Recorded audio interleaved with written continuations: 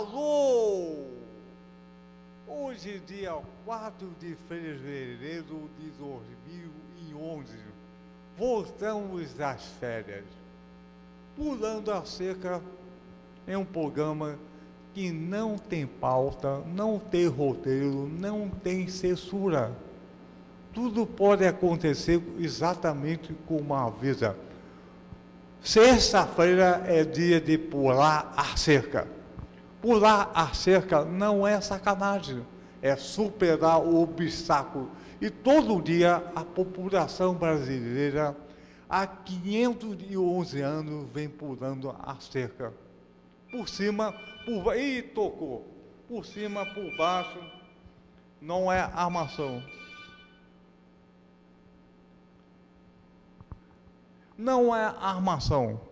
Então, por cima, por baixo, pelo meio, pula-se a cerca. Pular a cerca é fácil, a gente consegue ver o outro lado. O muro é mais difícil. Bom, esse é um programa totalmente inusitado. Tão inusitado que o apresentador do programa, eu, Daniel Sutoriança, tive AVC e continuo no ar. Pois é. AVC, ou acidente vascular cerebral, é a doença que mais mata no Brasil. Sabia? Pois é, uma tragédia. 1 milhão de pessoas por ano ficam seculadas com AVC e ficam invisíveis para a sociedade. Pois é. Queremos informação, prevenção, medicamento e grupo com pacientes de AVC. Tem grupo de hipertensão, diabetes, por que não AVC? Pois é.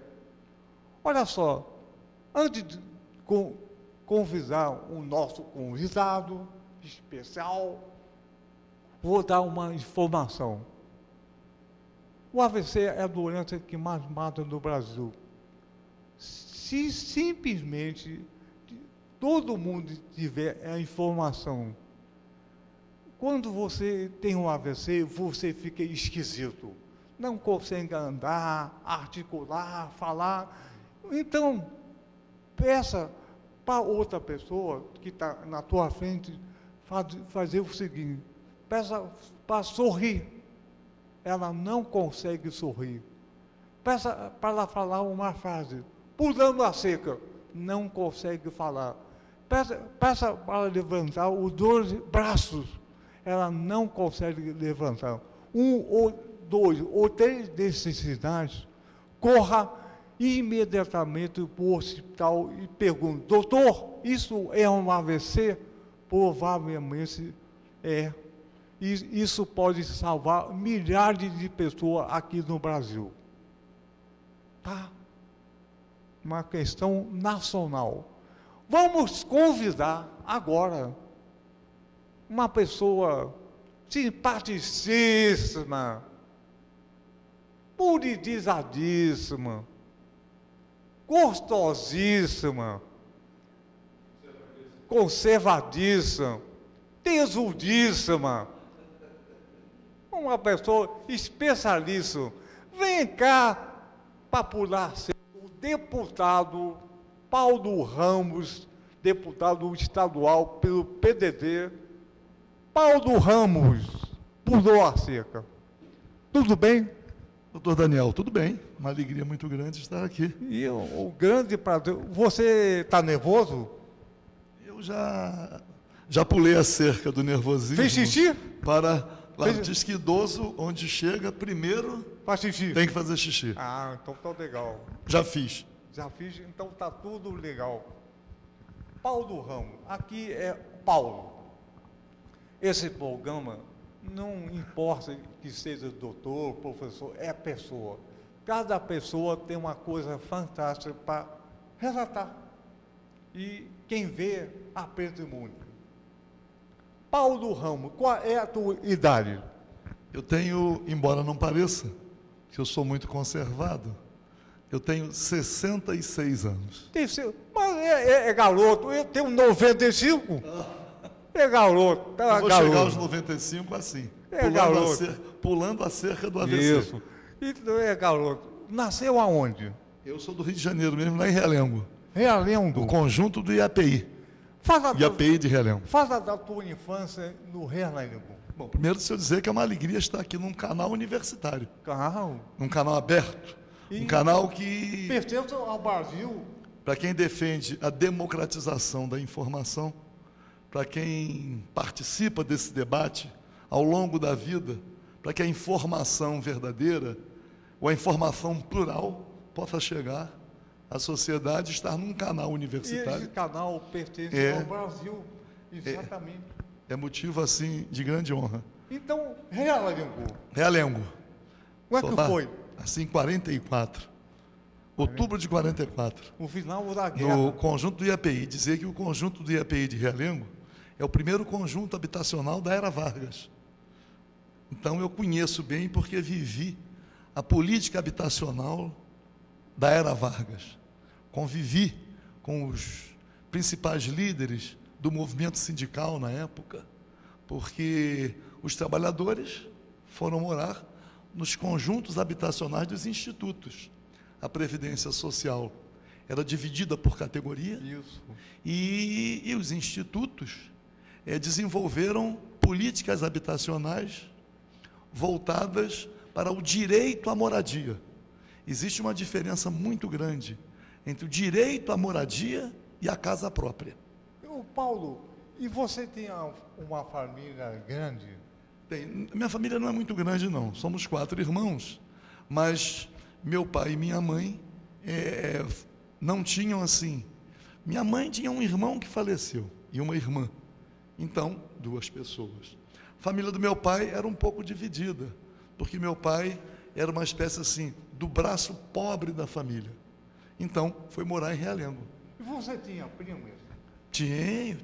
Você brincava de médico com a tua prima? Eu me lembro. Brincava de médico? Me lembro da infância, né?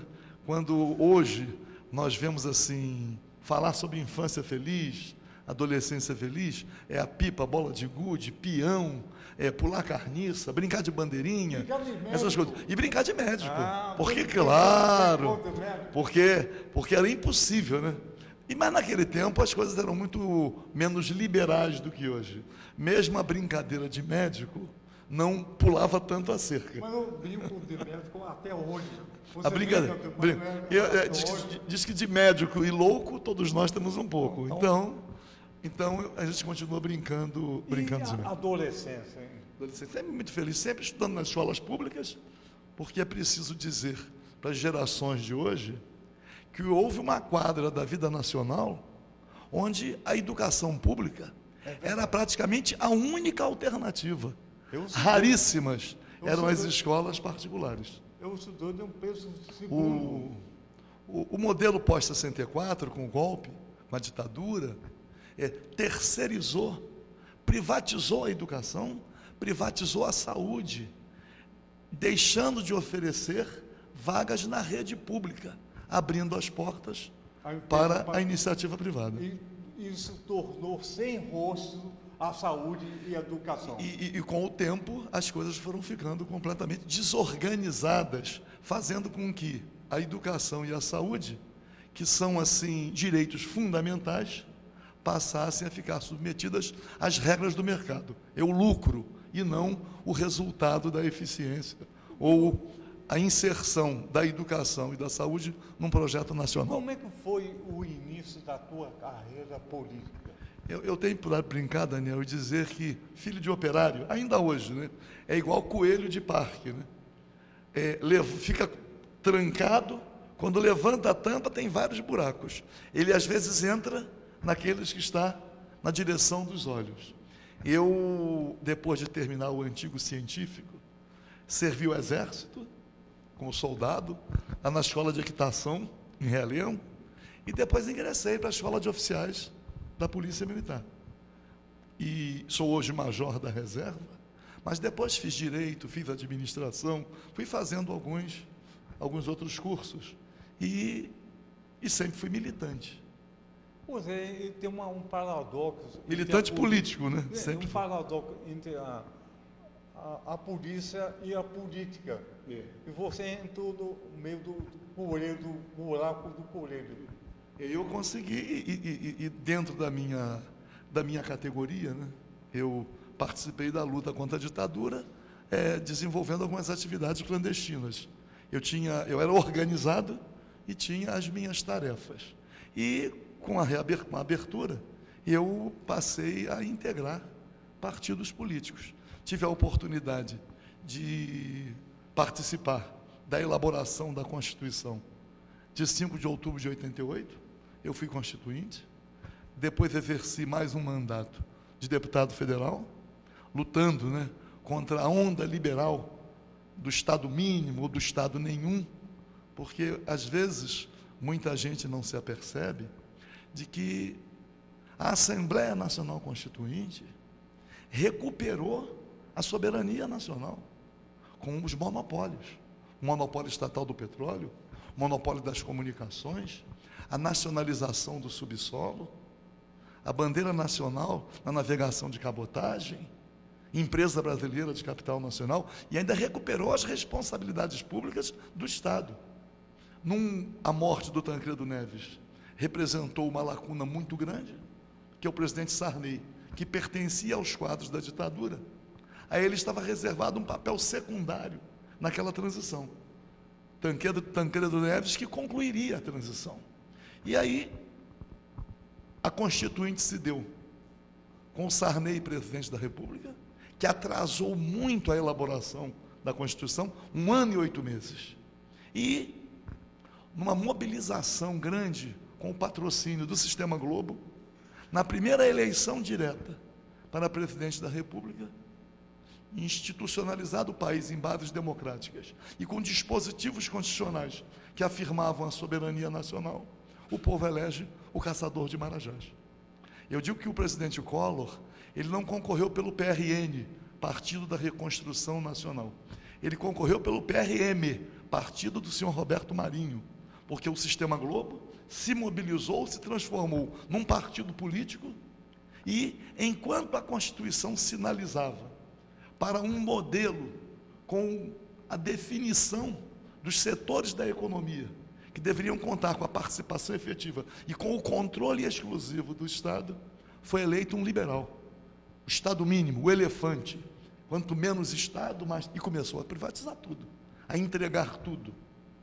Desgraçadamente, o povo ainda, logo depois, veio o impeachment do Collor, eu estava lá como deputado federal, o presidente Itamar Franco, embora numa velocidade menor, continuou na mesma linha de privatização, e o povo elegeu Fernando Henrique Cardoso, imaginando que estaria elegendo alguém que vinha de uma luta política no campo progressista, alguém da esquerda, para simplificar. Ele foi fundador do PT com o Lula.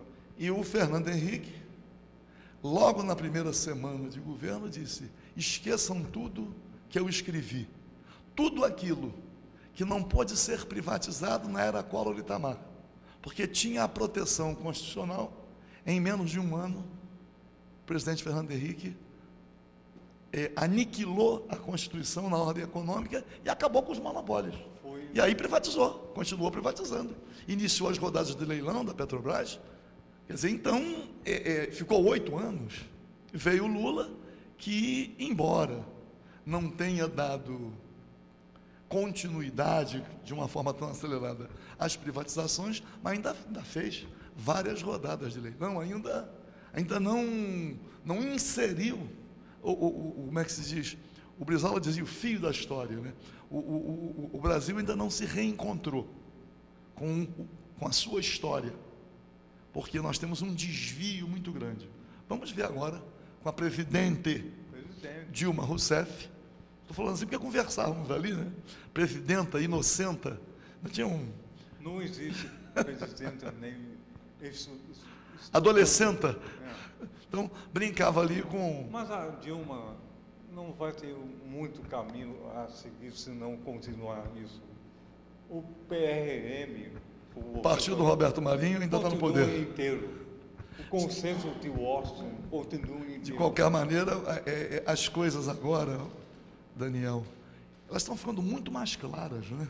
Por quê? Quando acontece o que vem acontecendo no mundo árabe, no Egito, quer dizer, uma ditadura patrocinada pelos Estados Unidos para impedir, né, a libertação dos povos árabes, especialmente da Palestina. Quer dizer, então, ficando evidente que o assassinato do Saddam Hussein foi decorrente de um latrocínio. Tentaram assaltar um país inteiro, assalto à mão armada. Assalto à mão armada. Os aliados estão lá, sempre numa relação de dependência. Que é uma coisa que nunca foi proclamada, que nunca foi dita, é que o Saddam Hussein nacionalizou tudo do petróleo. O Saddam Hussein virou inimigo dos Estados Unidos depois que ele nacionalizou tudo. Não existia no Iraque uma bomba de gasolina que não fosse iraquiana. Virou inimigo por isso. A própria Petrobras tinha com o governo do Iraque, com Saddam Hussein, um contrato de risco. A Petrobras descobriu o petróleo numa cidade onde as outras já tinham dito que ali não tinha petróleo, na cidade de Majnun.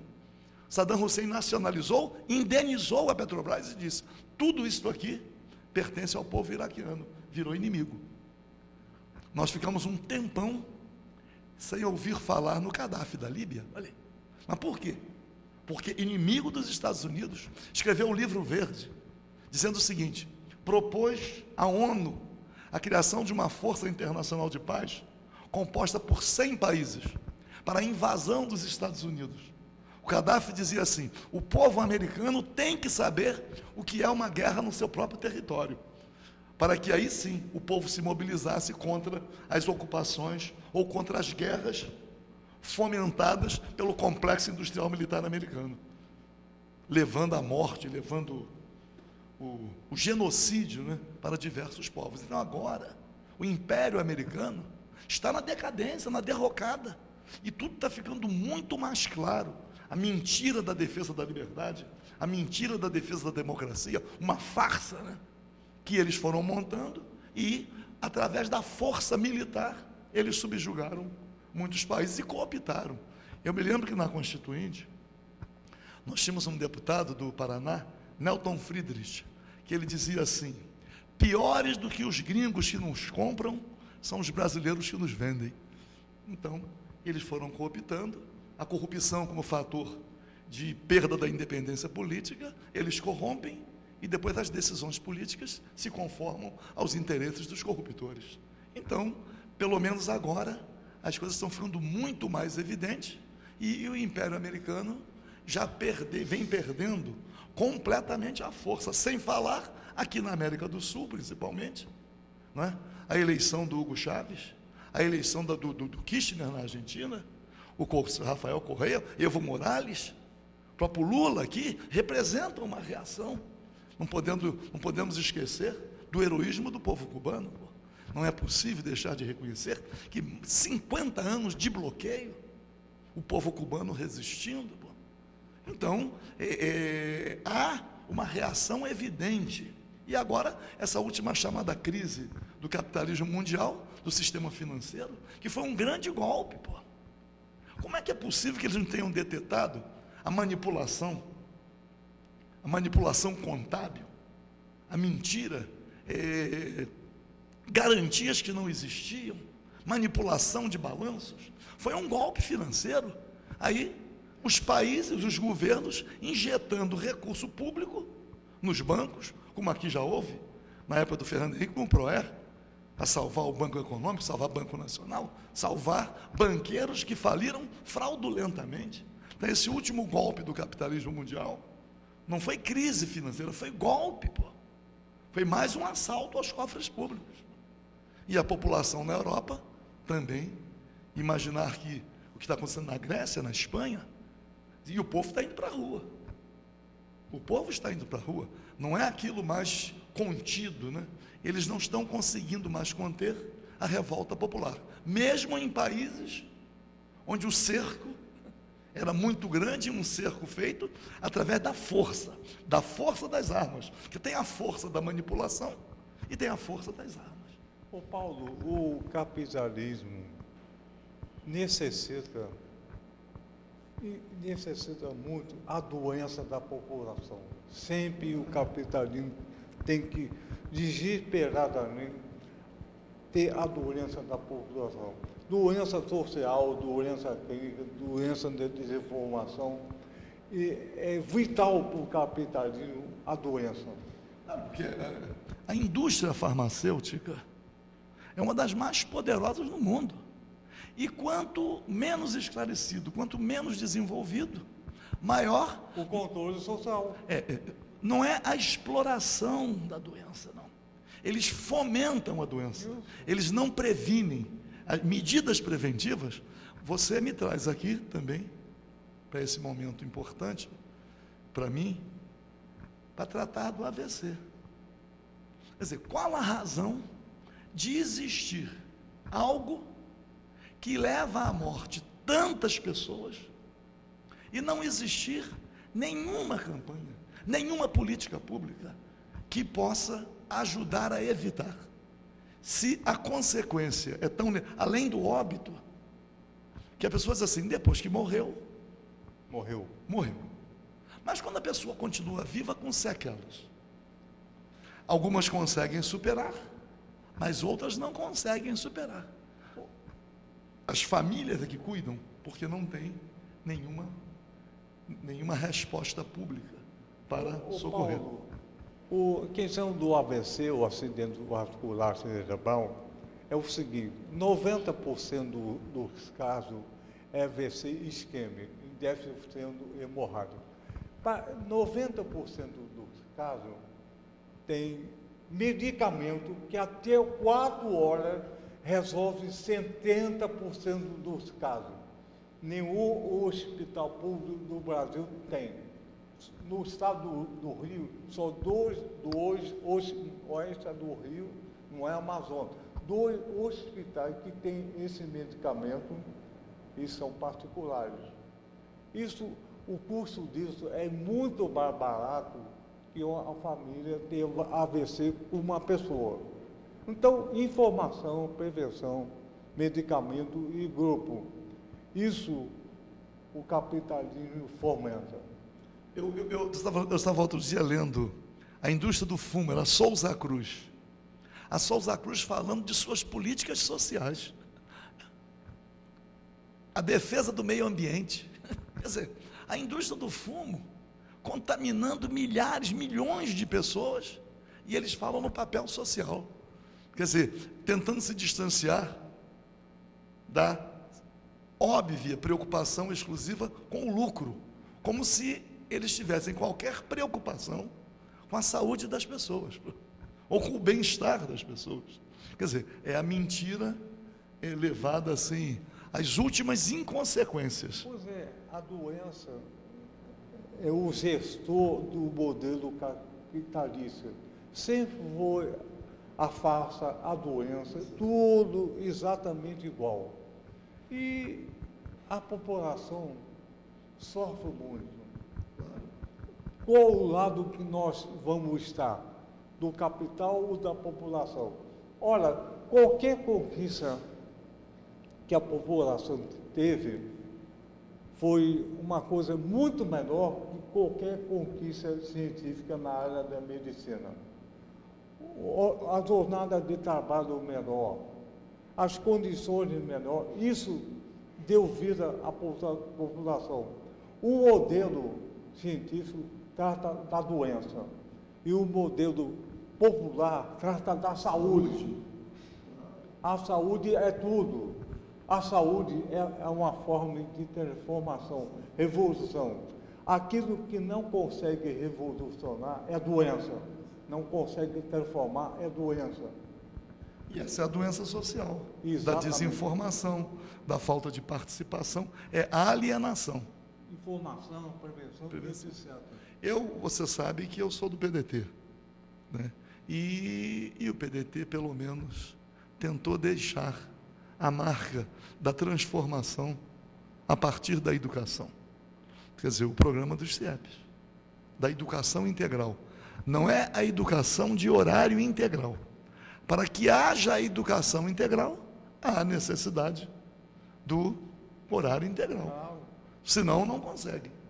Então, a partir da inexistência de um projeto que supere as dificuldades decorrentes da inexistência de uma educação pública de boa qualidade, da educação integral, tudo mais fica facilitado. E qualquer país que se desenvolveu, em primeiro lugar foi a educação, em segundo a educação, em terceiro, em décimo educação, depois o resto. Sem educação não existe. Nós falamos aqui, citei Cuba, né? Como é que pode um país com uma economia fragilizada por causa do bloqueio apresentar indicadores na área da saúde e na área da educação comparáveis com os indicadores dos países considerados mais desenvolvidos? A Bolívia acabou com o analfabetismo, o Cuba acabou. E aí cria uma base que impossibilita a manipulação e, ao mesmo tempo, compromete com aquilo que há de ser coletivo, com aquilo que há de ser público. Eu estava anteontem eu estive numa solenidade em homenagem aos 200 anos da independência da Venezuela e 12 anos do governo do Hugo Chávez. E passou um documentário sobre os países da América do Sul, especialmente aqueles que conseguiram, nesses últimos anos, eleger presidentes que se opõem ao imperialismo americano. E eu estava vendo o presidente do Paraguai, né? O Lugo, né? Bispo, permaneceu lá a vida inteira como lutador social. Depois que se elegeu o presidente da República, vem aquela avalanche, né? A prole, para desmoralizar. Quer dizer, tinha filhos mesmo sendo padre. E tinha. Mas por que isso não surgiu antes? Só surgiu a partir do momento em que ele se elegeu presidente da República. Se porventura ele fosse um aliado dos Estados Unidos, certamente essas coisas não se transformariam. Viraria um filme de Hollywood. É uma virtude, seria uma virtude. Um filme de Hollywood. Então, nós temos aqui no Uruguai, não é? Um resistente à ditadura uruguaia. Dizer que o Uruguai era chamada Suíça da América do Sul, quase 1/3 da população foi banida. Para implantar a ditadura no Uruguai, foi preciso, assim, um esforço muito grande, porque o povo era mais consciente, era alfabetizado. Então, agora o Mujica lá, quer dizer, um homem que foi preso, torturado, que lutou, como é a nossa Dilma Rousseff. Vamos ver. Eu tenho, sempre eu aposto muito na origem das pessoas. Ainda acredito que há aqueles que, tendo uma trajetória de vida e uma trajetória de luta, apontando para um determinado rumo, eu acredito naqueles que não são cooptados. Vamos ver se a nossa Dilma Rousseff vai, pelo menos, né? E por falar em Dilma Rousseff, vamos falar do Paulo Ramos. Paulo Ramos, eu estou propondo a você, aqui na televisão, publicamente, fazer um debate público na Leste sobre a questão nacional da AVC e desenvolver até Brasília, porque essa questão da AVCização social, não clínica, é fundamental para o país. Deixa eu lhe dizer, Daniel, quando o Modesto da Silveira, quero até aproveitar, mandar um abraço para o nosso Modesto da Silveira, o grande advogado dos presos políticos, grande deputado federal também, não pôde vir que hoje. Não pôde vir. Quando ele me relatou, houve um encontro aqui em Niterói, eu não tive a oportunidade de comparecer, mas o Renan, meu chefe de gabinete, que é aqui de Niterói, lá da região oceânica, Renan compareceu, me relatou. Então, você pode ter certeza absoluta de que eu vou me empenhar e muito, no sentido de dar visibilidade a essa causa, tentar retirar, vou usar a expressão, do subsolo, não é isso? Para ver se nós podemos amanhã ter políticas. Primeiro, o esclarecimento, a busca da prevenção e, ao mesmo tempo, o atendimento com medicamentos, com assistência àqueles que não conseguirem pular essa cerca. Ô Paulo, começamos pelo mais fácil, fazer grupos nas unidades de saúde ou hospitais públicos com pessoas com AVC. O AVC é uma coisa que só sai com um grupo. Entendi. Então, vamos começar por isso e você vai ser o nosso padrinho. Eu quero fazer, então, uma propaganda aqui, né? Há um problema enfrentado pelas mulheres e que hoje a rede pública começa a dar atendimento, que é a endometriose. E eu sou o autor do dispositivo que fez com que a rede pública começasse a atender, né, as mulheres que eram acometidas da endometriose. E muitas estão engravidando, muitas estão recebendo esse atendimento. Ô Paulo, um espectador mandou aqui, tem audiência. Que bom! Dona Nancy Bispo, qual tipo de ajuda que pode ser dado para pessoas que sofreram AVC e seu familiar, para que possam enfrentar a situação diante da falta de política pública que auxilia as pessoas? Como político, qual seria a sua contribuição? Bom, eu estou no exercício do mandato. Obviamente que eu tenho não só a possibilidade de travar uma luta social, mobilizar, tentar reunir os setores, fazer as audiências públicas na Assembleia Legislativa, como também elaborar propostas, projetos de lei para a implementação de políticas públicas. Então, Paulo, vamos marcar isso agora. Quando Vamos. poderia ser esse debate público? O Paulo é presidente da Comissão de Trabalho do CADEF. Eu presidi a Comissão de Trabalho até o último dia 31 de janeiro. Assumimos o mandato no dia 1º e eu agora estou no cargo de vice-presidente, estou numa das vice-presidências da Assembleia Legislativa. Mas era membro da Comissão de Saúde, presidia a Comissão de Trabalho, era membro da Comissão de Educação, da Comissão de Servidores Públicos, mas o fato de eu estar na mesa diretora, sem poder integrar as comissões, isso não impede que eu atue nas comissões. Então, esta semana, no máximo até a outra, as comissões estarão organizadas, e eu vou saber quem é o presidente, quem vai ser o presidente da Comissão de Saúde. E aí, imediatamente, terei a oportunidade de lhe comunicar e pedir que transmita aqui, no programa Pulando a Cerca, transmita ao dia. Eu não posso, nesse momento, dizer que estamos organizando ainda as comissões na Assembleia Legislativa. Mas vamos fazer isto muito rapidamente. E, Paulo, por favor, ajude a divulgar isso na imprensa, na mídia, porque a população tem que ter acesso ao aberto a qualquer um. E fazer também pronunciamentos. Calma. Porque os trabalhos na Assembleia Legislativa, eles são acompanhados, são divulgados pela TV Alerj. Isso. Embora não seja uma TV aberta, tem um público limitado, mas pelo menos já é também um canal. O outro pulando a cerca. E eu, na próxima semana, estarei fazendo um pronunciamento sobre a minha presença aqui no canal universitário da Universidade Federal Fluminense. Estarei fazendo, mas não quero perder a chance também de te agradecer. Recebi aqui as suas produções literárias, né? F, segundo F, A um Prazo da Dor e Atlânticos e Pacíficos. Quero dizer a você o seguinte, que já tive a oportunidade rapidamente ali, no F, segundo F, ler o seu texto sobre a intimidade. A intimidade como fator de libertação individual. A intimidade liberta.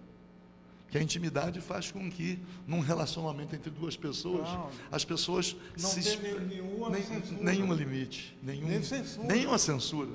Então, eu brinco e digo o seguinte, eu que já venho aí, uma trajetória de vida não tão longa, mas uma vez eu disse para uma mulher, com você eu sou mais eu.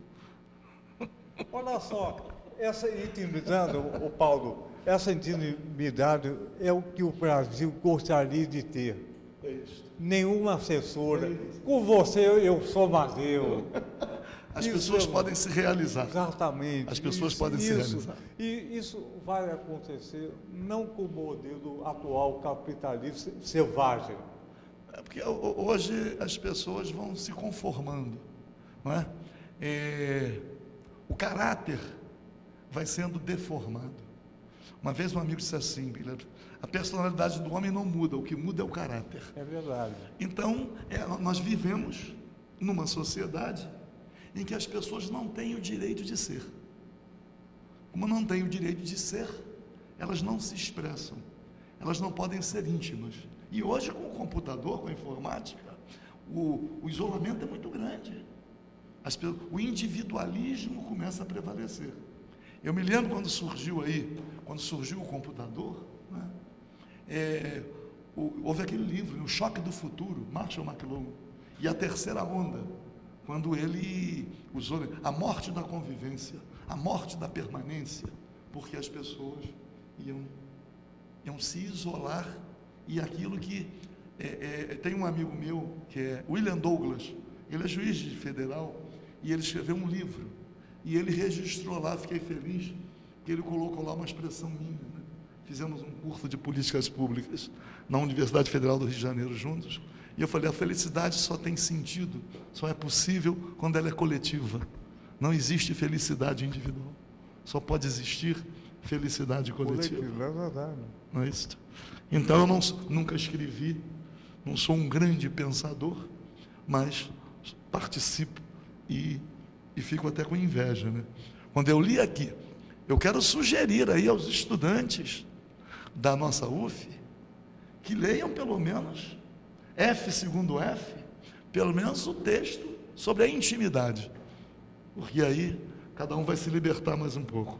Pois é, isso é o verdadeiro pulando a cerca. O Paulo Ramos, qual foi o teu momento em que o maior brilho em pular a cerca? Qual foi na tua vida? Eu não vou tratar do tema no aspecto popular, não, do pular a cerca. Né? Não é sacanagem. Não, porque você fica me provocando, já falou uma porção de coisa aqui, eu não vou entrar na sua sedução, não. Mas eu quero dizer que tive um momento de muita alegria. Eu digo assim, eu vivi a ilusão constituinte. Quer dizer, quando a resistência democrática no Brasil definiu duas bandeiras, e em torno dessas duas bandeiras, a resistência democrática no Brasil se uniu, anistia e constituinte. Eu participei da Assembleia Nacional Constituinte. Vivi aquela ilusão, acreditei piamente que participava de um esforço capaz de dar ao nosso país outros rumos melhores, né? Para que pudéssemos viver num país soberano, socialmente justo, onde as pessoas pudessem, as pessoas pudessem ser, porque não diz assim, o dinheiro não compra a felicidade, mas há necessidades fundamentais que têm que ser atendidas. Eu sou de uma geração que não usava a expressão direitos humanos, embora sou da geração que se iniciou com a Declaração Universal, né? Mas a gente falava necessidades fundamentais, não tinha alimentação, habitação e vestuário, era formação ideológica, realizando três coisas com liberdade, as pessoas necessariamente construirão inúmeras outras. E qual foi a grande frustração? A minha grande frustração foi logo após promulgada a Constituição, o presidente Sarney, comprometido com o conservadorismo, não permitiu que a Constituição fosse regulamentada. Passou a usar abusivamente das medidas provisórias. E aí a Constituição foi promulgada no dia 5 de outubro de 88, mas não foi regulamentada. E nós, logo após a promulgação da Constituição, começamos a nos reunir para estruturar o Congresso Nacional em outras comissões, para que a Constituição fosse regulamentada. Dizíamos o seguinte na época: a nossa tarefa é entregar a Constituição pronta e regulamentada. Mas o presidente Sarney, com a irresponsabilidade, ou com o comprometimento que tinha, com esse modelo que ainda está aí, mas que foi aprofundado na ditadura, ele começou a editar medidas provisórias em profusão, o conceito de relevância e urgência completamente atropelado, ele tendo maioria no Congresso, e aí não conseguimos regulamentar a Constituição, que não entrou em vigor, que regimentalmente as medidas provisórias tinham precedência, né, na tramitação. Então, ao mesmo tempo que vivi a ilusão constituinte, com muito empenho, com muito esforço, imediatamente vivi a desilusão por ver que a Constituição não entraria em vigor. Mais desiludido ainda, quando Fernando Henrique Cardoso, no primeiro ano do seu primeiro governo, acaba com os monopólios para continuar privatizando, entregando a soberania nacional. Isso é a vida, né? Você falou